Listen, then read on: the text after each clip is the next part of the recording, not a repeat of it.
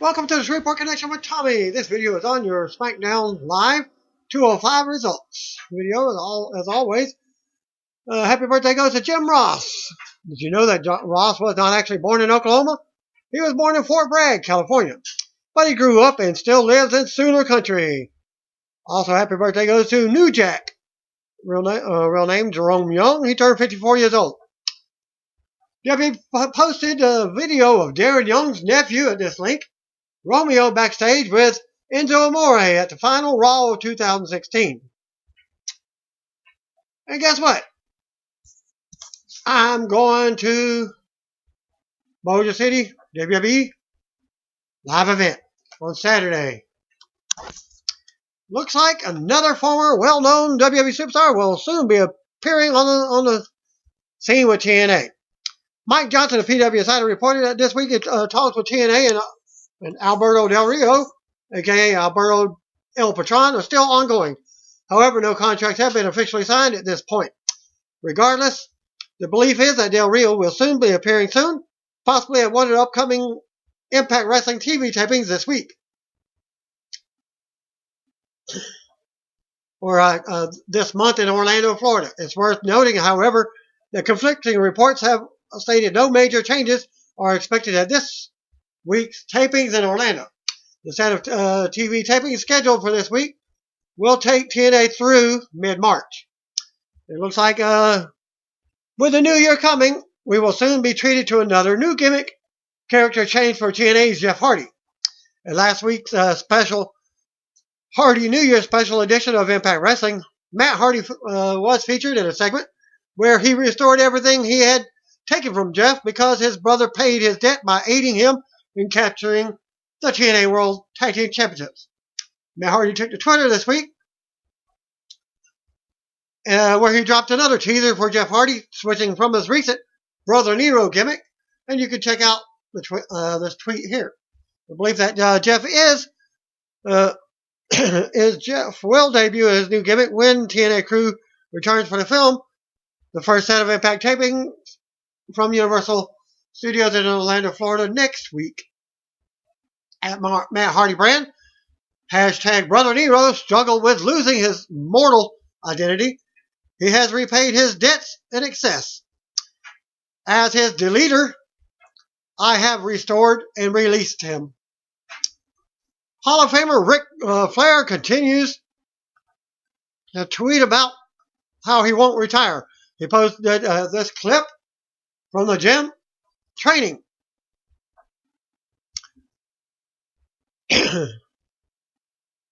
Well, source of this next thing, and also going to be at this link. Ric Flair recently spoke with part of my take on a number of wrestling and non-wrestling related topics. Here are some of the highlights. WWE locker room environment now. The guys pretty much stay to themselves. A lot of video game playing, social media. The guys don't go out like they used to.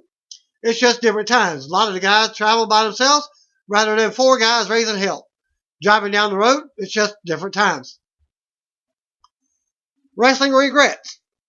I really can't say that I did have regrets. The problem with being an athlete, the minute you start thinking about what you're doing or what you're about to do, or the consequences, you shouldn't be doing it. And I never lived life like that. Most painful injury, I can't really put anything up. I've been in an airplane crash and hit by lightning. I cracked a C5 in my neck in 1989 wrestling Dusty. But I didn't really feel the pain until the next day. Getting struck by lightning, it actually really hit the umbrella, but I still consider getting struck by it. It killed the guy behind me. It shot my umbrella about 30 to 40 feet in the air, and I said, what the hell? What the hell did that? I turned around, and the lightning had gone from my umbrella and went right through his eye and killed him. Right there in the runway. I'm on a tarmac in Richmond, Virginia. And then he also discussed if wrestling is real and who he was friends with during his active wrestling career. You can listen again at the link, podcast 1. Campus Insiders recently spoke with Big E and Titus O'Neil about their school, Florida and Iowa, going at it at the Outback Bowl this coming Monday. I thought they were already over, so I take that back. I did get this report last week. So Titus commented on why he's so passionate about making a difference in today's world. I grew up in a single-parent, fatherless home. I always keep in mind of all the instances that I saw growing up, like the poverty and homelessness, and seeing kids with cancer and my grandmother passing away from cancer when I became older. I just realized that my understanding of my purpose here on earth grew. I've had a lot of people help me along the way. I feel it's my duty, regardless of if I'm a WWE superstar, because it's very important that we understand that we're only one situation away from having our lives turned upside down. So that's my motivating factor every day, and when I wake up, to repay those people that took a chance on me when they didn't really have a reason to do so. Nothing actually commented from Big E on that. Didn't see any report. ECW original Jerry Lynn was backstage visiting Wednesday's live event in Nashville. As he lives in the area, here is what he had to. I'll show you a picture of him and Becky Lynch, as well as a few others. Calypso posted on Twitter, "Awesome to run into a great friend. Hashtag Jerry Lynn, thank you for your advice and our past matches. What a lot of fun. Hashtag WB Nashville." And with Becky Lynch, you can go to the link on that. WWE posted a video looking at recent signee Tommy End. That link there. The 2017 Money in the Bank pay-per-view will be a SmackDown exclusive event only. As noted, the event has been announced for June 18th from the Scott Trade Center in St. Louis, Missouri. As noted, singer-songwriter Luke Bryan was backstage for last night's SmackDown in Nashville. And show you a picture of that as he was with AJ Styles, WWE SmackDown champion. Breaking news. New Orleans 2018 will get WrestleMania, according to F4WOnline.com. Well, it's not officially announced yet at the Superdome. WrestleMania 30 was held at the Superdome in 2014. So WrestleMania 34 possibly indeed will be coming to Louisiana, the Superdome. Well, Paige arrived to Amalie Arena in Tampa, Florida for Raw, but she will not be returning to TV as she already has gone from the arena. She only was there for a few minutes. Word is that Paige was there to meet with WWE officials in regards to her neck injury, according to PW Insider. Noted on Monday that Paige has not been cleared to wrestle after having the surgery back in October. PW Insider adds that Total Divas material was filmed while she was backstage. Paige was dropped off at the arena with her boyfriend, Alberto Delrio. I'll show you a video of that link as well. The two signed autographs for fans before leaving together, and also a photo of the happy couple as they are officially gone from WWE. Canadian Wrestling Elite announced yesterday that Teddy Hart, nephew of WWE Hall of Famer Bret the Hitman Hart, is unable to appear for their upcoming New Heights tour in Canada due to illegal circumstances in Texas. Due to legal circumstances in Texas. It is with great disappointment we have learned that due to legal circumstances in Texas beyond our control, Teddy Hart will be unable to appear as scheduled in Calgary, Winnipeg, and Thunder Bay. They announced on Facebook, although we anticipate the situation will reveal itself in the public very soon. Is it enough to... It isn't our place to discuss Mr. Hart's legal situation right now and the consequences of it. However, it is our place to be honest with our fans who are very loyal and supportive of the brand. So if you want refunds, go to wherever you bought the tickets and demand your refund. According to a Pro Wrestling Sheet, following CWE's announcement, Hart was arrested on New Year's Day after attempting to run away from police to evade an arrest after being stopped for a hazardous traffic violation in Arlington, Texas. It was noted that he was allegedly intoxicated and operating a vehicle without the consent of the owner, and is in jail with bail set at $6,500. And update you can check out the link there for updates on the card. Two-man power trip of wrestling welcomes Stevie Richards to episode number 230. Stevie joins the program to tell us about his brand new Stevie Richards fitness program, as well as share some amazing stories about his time in ECW, the BWO, and of course his longtime career association with Raven. Full episode again. Post that, I guess, at the end of this. And he is the guy that was said earlier about ECW guy possibly heading to TNA. Well, he comments on nearly reuniting with Raven for TNA Tag Team Apocalypto. 2 weeks ago, in general wrestling, and since it's a wrestling interview, there are so many people that make WWE and even people crap on TNA, but there are so many people behind the scenes of those companies, and sometimes only one person like Jeremy Borash. He pretty much creatively put the whole final deletion and everything else together. That is crazy that he is the creative force behind probably the most popular thing that we have seen in wrestling in years. I was just mad that Raven didn't want to be part of the final deletion. I was begging to be part of it. You almost got to see Raven and Stevie Richards old school with the Daisy Dukes and half shirt at Apocalypto. I would have outdone Shane Helms because I have at least 10 other characters. The BWO, the Nest. I would have put on the white shirt and tie and done all the different characters. I would have fell into that lake of incarnation like 6 times. The role Raven has played in his career, he says, he'll probably charge me or say I owe him money for saying this, but I would not be here where I am today without Raven.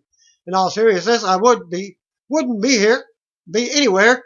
I am psychologically, my mental makeup in this business, how I put a match together, and how I have the psychology with ultimately protected me, and Raven didn't have a hand in grooming me in a way to be more of an entertainer, but also protect my body. So at 45 years old, being in the shape I am, he gave me the tools to have the longevity.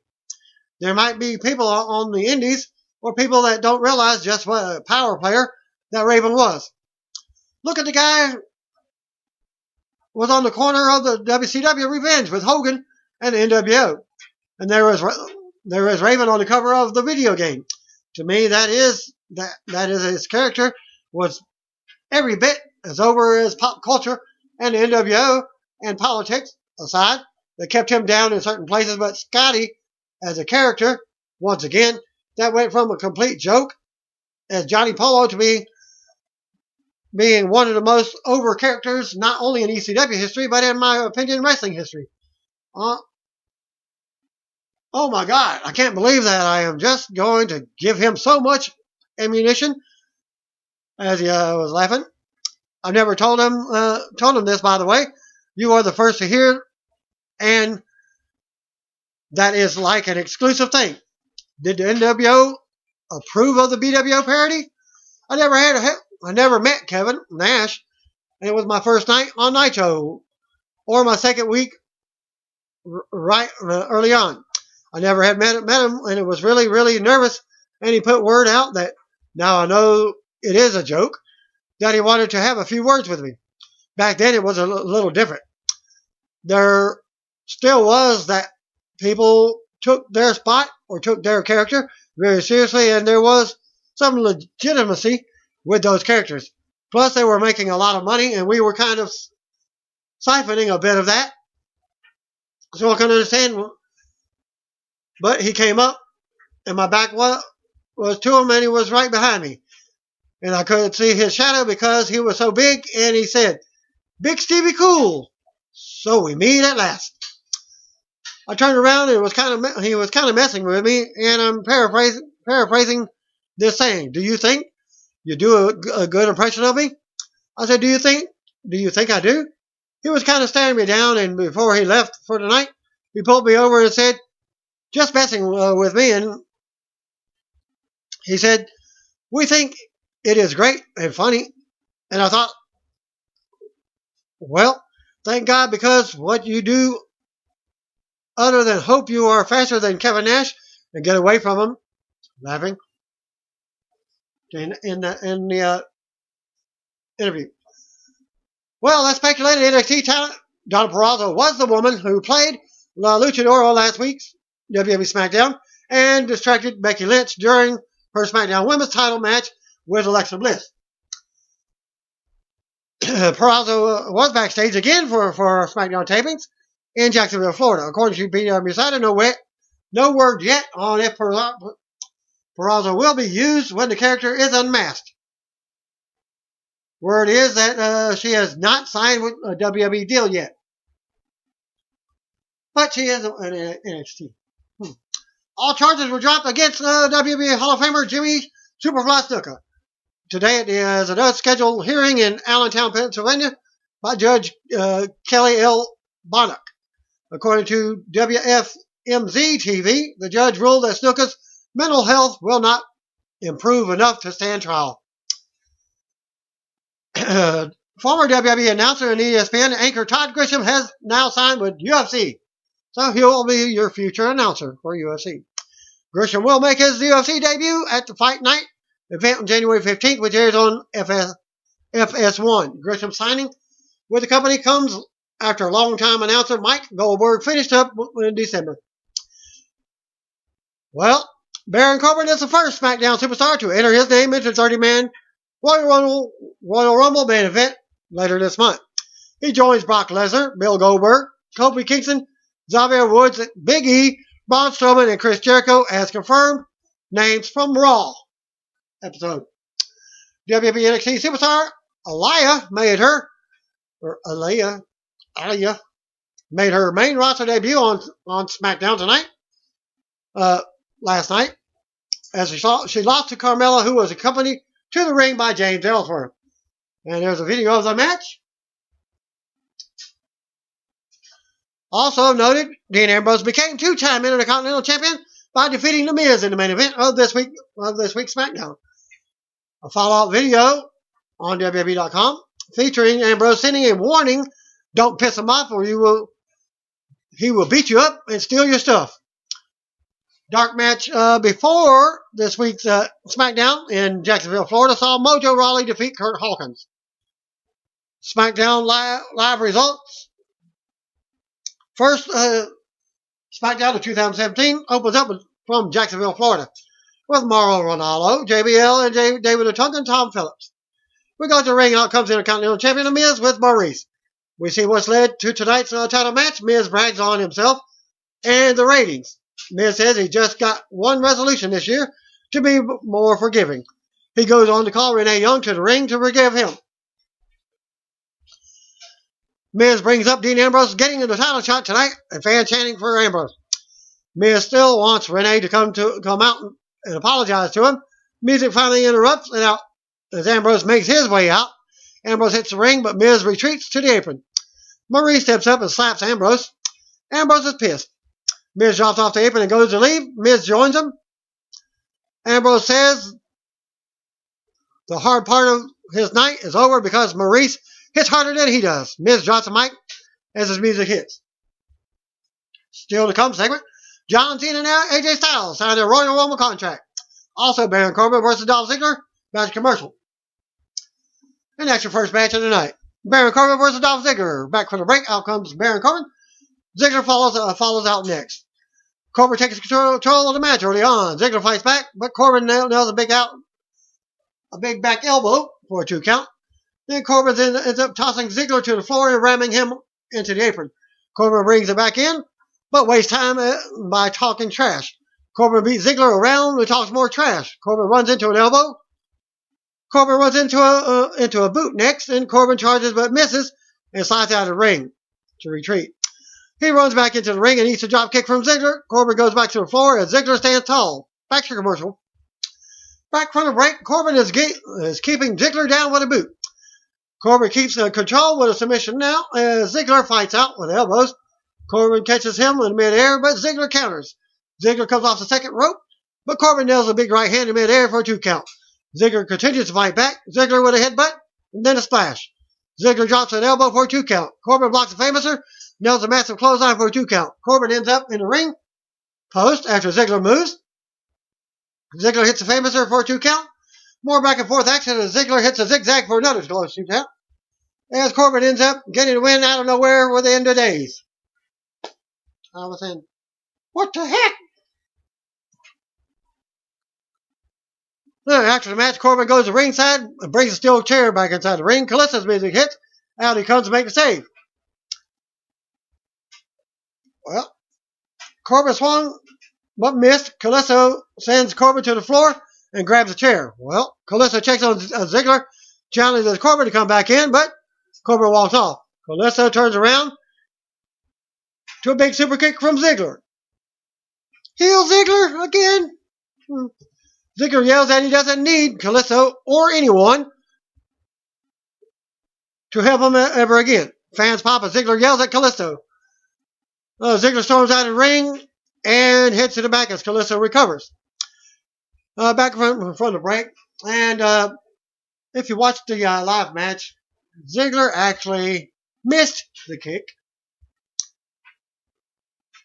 As basically Kalissa, he caught it like right here and just sold it.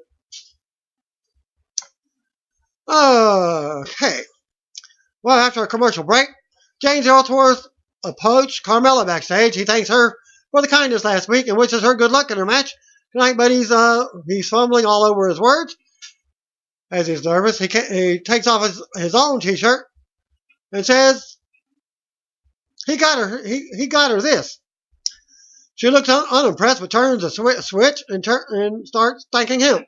Carmella suggests Ellsworth walk her to the ring tonight, and they leave together. We go back to Dolph Ziggler tearing the locker room up. Yes, it looks like an NFL locker room. Baseball locker room. You name it. Apollo Crews is backstage with Rhino Heath Slater. I saw Rhino, but I didn't see much of Heath Slater. As Apollo Crews tries to talk to him, but Ziggler attacks him, and they brawl. He's also talking about he don't need them either. Rhino Heath Slater break it up as Ziggler storms off. We're going to look back at Luchadora costing Becky Lynch the SmackDown Women's title from last week. So we get Becky Lynch versus La Luchadora. Back to the ring. Out comes Becky Lynch as Greg Hamilton makes the introduction. We go to commercial. Back for the break, and La Luchadora is in the ring. And in this match, there are 2 of them. Becky takes control early on and mounts Luchadora with strikes. Becky keeps control and takes her frustration out on the masked opponent. Becky catches her with an exploder suplex. Becky with kicks in the corner. Luchadora retreats to the floor for a breather. Goes under the ring.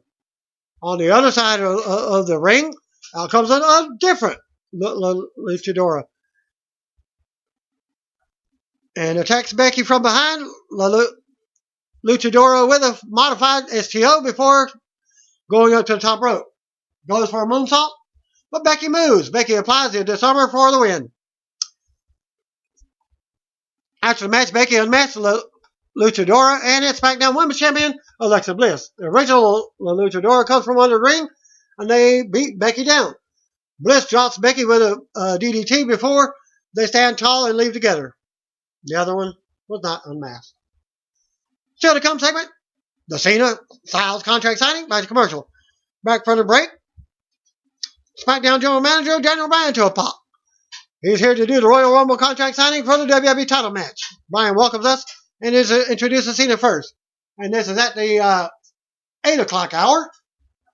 To start off the final hour for SmackDown, Bryan introduces WWE Champion AJ Styles. Next, when he comes to a pop, AJ says he and Bryan are cut from the same cloth, but Cena is not like them.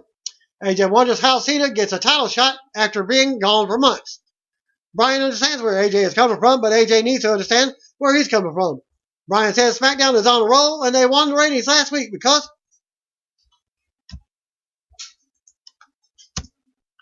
AJ headlined and Cena returned. Bryan says that they need to keep the momentum going into Royal Rumble, and they do that by giving everyone the biggest match possible, Cena versus Styles. Bryan says that this is the match people want, and this is what they will give them. Bryan wishes them good luck and leaves the ring. AJ says Cena was given a title shot by a guy who was basically his brother-in-law. AJ talks about how the tables have turned and said this time it's Cena who doesn't belong in WWE if he doesn't get a win. AJ goes on and takes credit for the ratings victory. AJ says SmackDown can do it without Cena. AJ keeps ranting and says Cena will never be as good as The Rock or AJ Styles. AJ signs the contract and holds the title up while talking trash. Some fans chant for Cena as he takes the mic. Let's go, Cena. Cena sucks chants. Start up from the crowd. Cena says AJ knows nothing about being a man. Cena mentions standing up for himself as he pushes the chair out of the way. Cena says AJ just made the biggest mistake of his life. He pissed off John Cena. Cena admits he needs a win to prove he belongs, but because of chumps like AJ who think Cena is already gone, Cena says he just lost all respect for AJ and thinks he is a punk little bitch now. Cena goes on and congratulates AJ on finally having the courage to stand up to Cena. Cena says he's about to make AJ feel as stupid as he looks. Cena says AJ walks down the ramp because he wants to. Cena walks it because he wants to. Cena goes on about his passion and says anyone in his shoes would have already left for Hollywood, but he's still here, and that's passion. Fans chant for Cena after a fiery promo.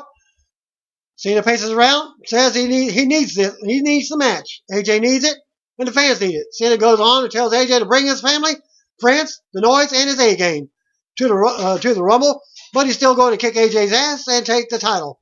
Why? Because he's John Cena. Recognize. Then he goes into his gamer gimmick type thing. Cena signs the contract. They argue until the music hits. Out comes Baron Corbin with a microphone. Corbin brags on the Andre the Giant Memorial Battle Royal win and announces his name for the Royal Rumble match. Corbin says he's winning the title at WrestleMania. Cena and Corbin have words. Cena flips the table. AJ drops Cena from behind. Corbin stands over Cena and says, maybe AJ is right. Cena's time is up. AJ backs up the ramp as Corbin looks on from the ramp, and Cena recovers in the ring.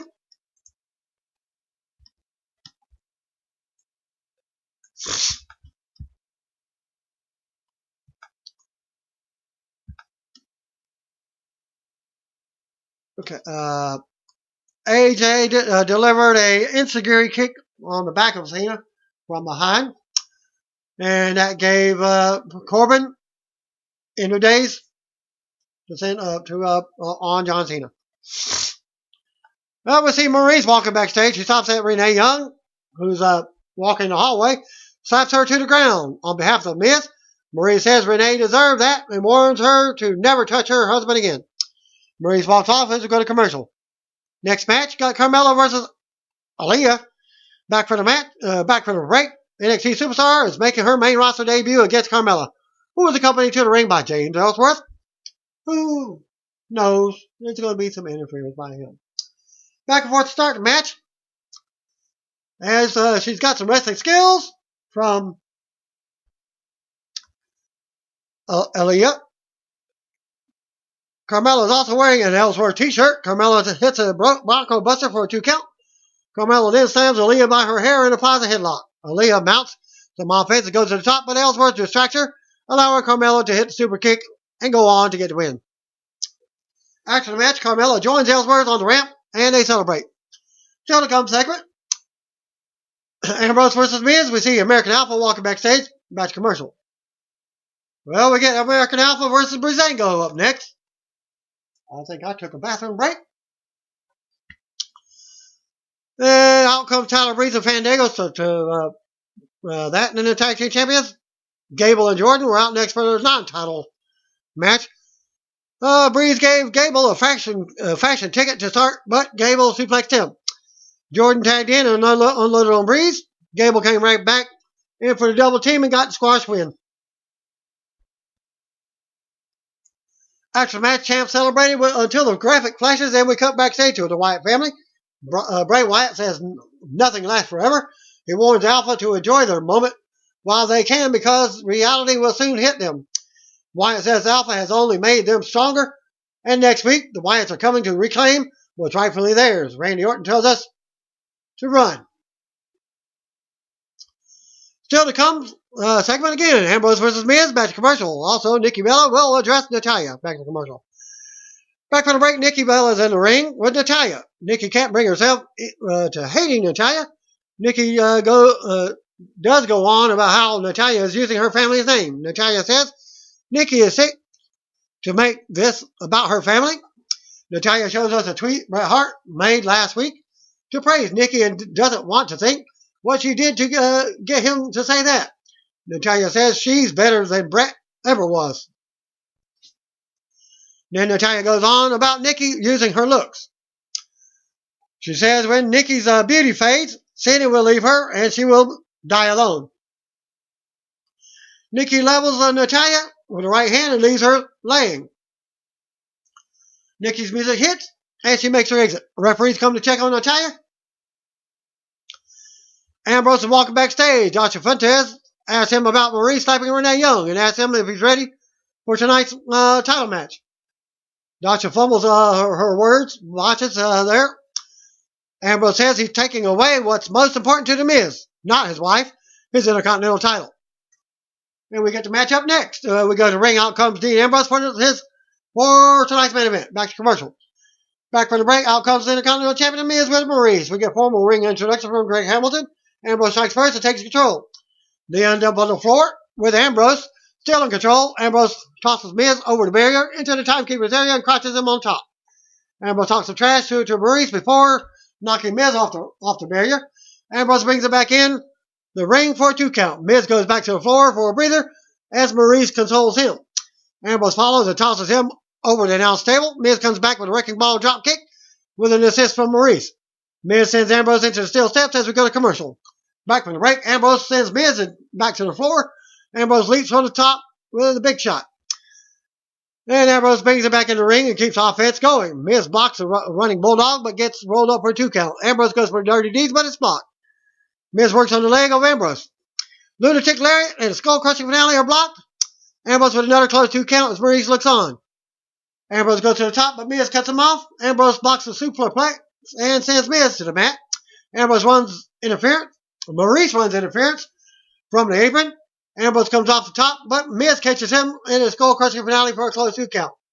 Miz mocks the edge of Bryan with the yes kicks. Miz misses the last kick, more back and forth until Ambrose nails the lariat. Miz mocks dirty deeds. Ambrose clotheslines Miz to the floor and nails a big dive, sending Miz into the barrier. Maurice approaches Ambrose and talks trash. She slaps him again. The referee goes to call the match, but Ambrose begs him not to and suggests that the referee eject Maurice instead. The referee sends Maurice to the back and she throws a fit. Well, as the referee is also going to the back, even Dean Ambrose is telling him, get the heck out of here. Miz comes from behind and nails Ambrose with his title and tosses it out of the ring. Referee didn't see it. Ambrose still kicks out at 2. Miz then goes for the skull-crushing finale, but it's blocked. Ambrose nails dirty deeds out of that and gets the pinfall and wins the Intercontinental title. After the match, Ambrose takes the title and celebrates as we get replays. SmackDown goes off the air with Ambrose celebrating. 205 results. Recap of Neville's win over Rich Swann in a non-title match from last week's opening show. Live opening video aired. Broadcast team was Mauro Ranallo, Corey Graves, and Austin Aries. Match number 1, Tajiri makes his 205 debut versus Sean Maluda. Maluda did not receive a televised entrance, and Tajiri received a flat reaction. The wrestlers shook hands before the match. Tajiri applied the tarantula, which Aries referred to as 4 seconds of torture. Well, you got the 5 moves of doom of John Cena. Tajiri threw a series of kicks and hit a springboard elbow before throwing a high kick to the head and getting the win. And took 2 minutes 55 seconds. After the match, Brian Kendrick walked onto the stage and welcomed Tajiri to 205 Live. Kendrick entered the ring and he told Tajiri it was good to see an old friend and a fellow pioneer of the cruiserweight division. Kendrick pushed Maluda to the ringside, saying he had to get rid of the trash. Kendrick offered to Tajiri a handshake. Tajiri then shook his hand and spit the green mist into his face. Tajiri style. It's always nice to see Tajiri, but it was disappointing that the live crowd didn't seem to care about him. Kendrick's delivery in the post-match promo was so over the top, but that you had to know Tajiri wasn't going to be on the same page as him. But for a moment, the idea of an older group of cruiserweights putting over some of the younger cruiserweights sounded like fun.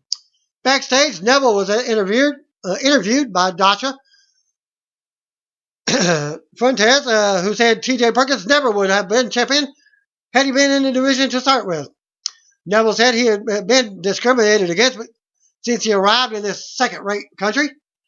Neville said no one cares about his hardships, and he's never been taken seriously in the country because of how he talks and looks. He said the system is broken, and he's created his own. Neville said he doesn't care what anyone thinks about him, and that's what makes him dangerous. Neville said TJP's 15 minutes of fame are over. Well, I think they're doing the P.D. Williams gimmick. Remember when he was doing the Big Papa Pump gimmick with the muscular and what have you thing. Tony Nese video package aired. Match number 2, Jack Gallagher versus Tony Nese with Drew Gulak. One guy stood in the crowd because he was clapping during Gallagher's entrance. A recap of the duel between Gallagher and Arian Very was shown. The guy who cheered for Gallagher joined everyone else in not applauding Nese and Gulak. Gallagher did a handstand on the top rope. Nese teased chasing, but Gallagher put one foot down. Nese stopped and he put the other down. Gallagher flipped off the ropes to avoid Nese once he charged. Gallagher dumped Nese to ringside. DeVary ran out and slipped his bad leg from behind for the disqualification. DeVary attacked Gallagher and got heat while yelling that Gallagher embarrassed him. We got another 2-minute, 20-second match. Gallagher defeated Tony Nese by disqualification. Gallagher versus DeVary feud rages on. Does Jacksonville have the internet? It looks like a good number of fans stuck around for 205 Live, but they just don't seem to be reacting to any of the cruiserweights. Gallagher may have won them over, given the heat they gave DeVary. Backstage, Cedric Alexander told Alicia Fox that what happened on Raw is not her fault. They kissed. Match number 3, Noam Dar versus Mustafa Ali. The wrestlers shook hands before the bell. Gray said Ali told him that he looked up to Aries. Ronaldo asked Aries what he liked about Ali. Aries said he didn't know yet. Ouch. Yet true, but Aries' persona. Dar targeted the left arm of Ali. Aries praised him for being crafty. Ali came back with a nice tornado DDT. Ali caught Dar with a kick from the apron, then performed a somersault through the ropes and into a neckbreaker. Ali dived into a Fujiwara armbar, but eventually escaped. Ali caught Dar with a kick in the corner and followed up with an inverted 450 splash for the win. Well, that match doubled both of the first 2 matches in the time of 6 minutes 30 seconds. actually tripled it. After the match, Dodger entered the ring and interviewed Dar, asked him how he planned to bounce back. He said he needs Lady Luck by his side. Dar said Alicia Fox is always welcome in his corner. Best match of the night of the show so far. This was Ali's best outing in 205 Live, and he won the crowd over with his flashy offense. I really liked the way Dar worked the arm, and as Ali continued to sell it, even after he picked up the win. I definitely like to see more from these two. An Akira Tozawa video aired. He's still listed as coming soon. A UK title tournament special commercial aired. Neville made his entrance for the main event. He stopped to glare at a young fan who gave him thumbs down. Backstage, Tom Phillips interviewed T.J. Perkins, who praised Neville for being dominant in the ring, but being a complainer outside the ring. Perkins said Neville has become a bully, and sometimes you just have to stand up and kick a bully in the face. The main event of Neville versus T.J. Perkins, the referee called him to the middle of the ring for a handshake. They looked at one another. Perkins declined. Color commentators both appreciated the lack of sportsmanship. Of course, Graves and Aries, both heel, don't like handshakes anyways. Perkins got off to a quick start, and Neville was centered when he went to the ringside and slammed his hand on the mat. Neville got Perkins to chase him on the floor and then stopped him when he tried to follow him back inside the ring. Neville performed a missile drop kick. 5 minutes, 15 seconds in the match, Neville missed a corkscrew 450 splash from the middle rope when Perkins rolls out of the way. Perkins then threw some quick kicks and a neck breaker at 6 minutes, 30 seconds. Perkins performed a cross body block off the top rope for a 2 count. Then followed up with a short time later with a springboard Frankensteiner for another 2 count. 9 minutes, 5 seconds. Perkins went for a knee bar, but Neville caught him and powered into a breaching German suplex for a 2 count. Perkins then kicked Neville and then went up top slowly. Neville crossed Perkins, then caught him with a superplex for the win. And the match took 11 minutes 35 seconds out of our lives. Good main event with Perkins getting more offense than expected. Perkins still needs to work on his persona. He is a likable guy with some great offensive moves. But there's just cockiness to his character that is a turnoff. Neville continues to be a blast to watch as a heel, and I like he's performing a superplex rather than the Red Arrow as his finisher. Heels shouldn't outshine the baby faces with a high-flying finisher, and there's arguably no finishing move that is more impressive than the Red Arrow.